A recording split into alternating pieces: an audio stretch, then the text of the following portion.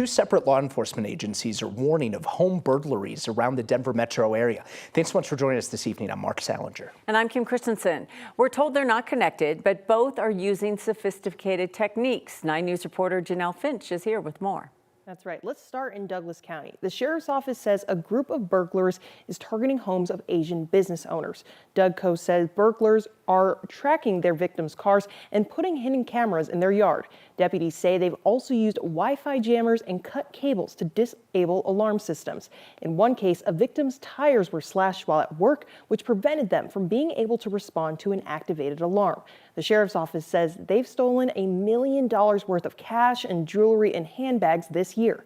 The Arapahoe County Sheriff's Office is investigating a similar situation with a different burglary ring. These burglaries have a very distinctive pattern.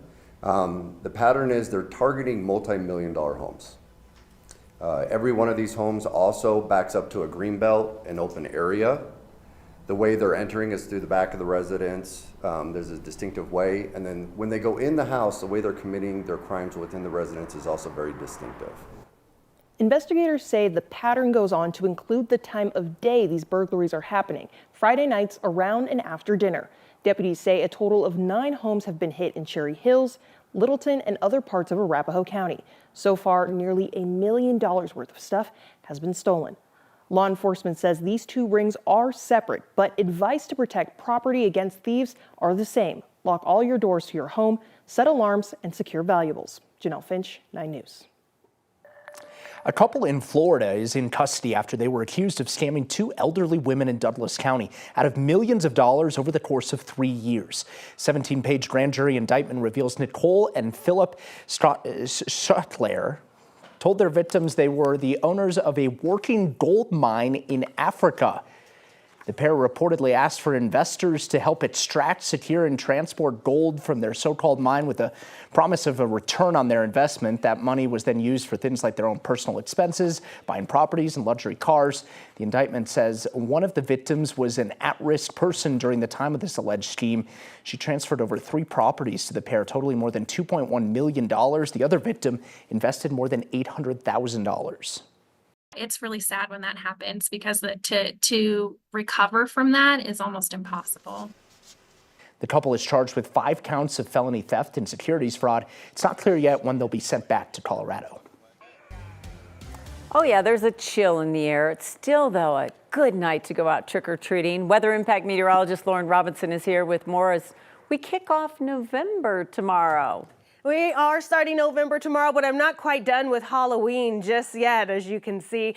We did have great trick-or-treating weather, a little chilly, but still very seasonal for this time of year. We even got some sunshine and some warmer weather earlier today when we made those highs in the low 60s. Right now we're at 38 degrees. Those temperatures continuing to chill as we go through the overnight hours where we could see a low near 30, below freezing.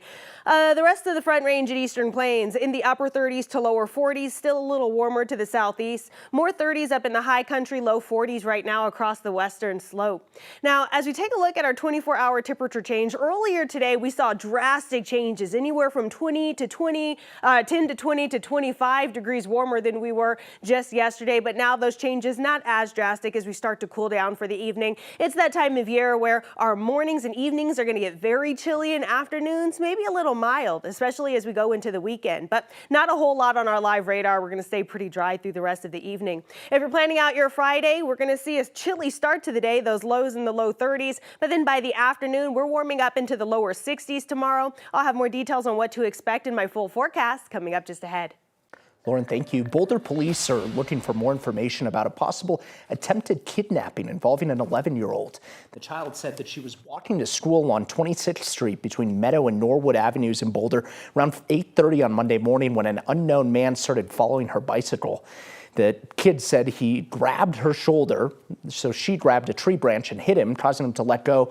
The child then ran to school. She later told her mother about what happened, who called police yesterday. Boulder police is now asking that if anybody saw that or has any video evidence of that, to contact the police department. Tonight, Boulder police are asking for your help in identifying a man seen robbing another man at gunpoint. Police say this happened about 9:30 last night as the victim took money out of a Wells Fargo ATM off 30th Street, just south of Iris Avenue. Investigators say the man walked up and robbed the victim at gunpoint before running away. They say an older model white Dodge Ram was seen by the victim leaving that area, and it's possibly involved. If you know that man, call Boulder police. A woman is expected to survive after being shot outside of a hospital in Greeley this morning. Greeley police say the 35-year-old woman was shot several times in the parking lot of UC Health. She managed to walk into the ER and get help. Police say the man who shot her took off before they got there.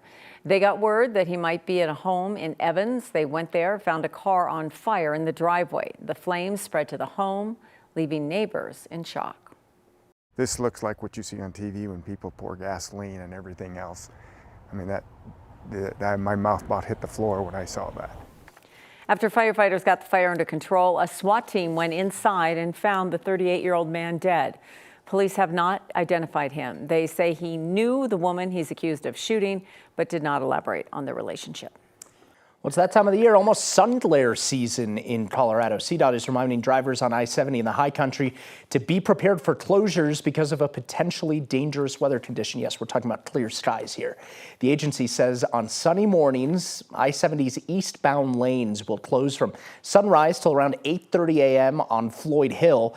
That's because the rising sun in the area can be blinding for drivers. If you've ever driven that route, you know just how bad it can be. When closures happen, drivers should expect delays of up to an hour. You can find detour information on our website and the 9 News app. The first closure could take place as soon as this Sunday.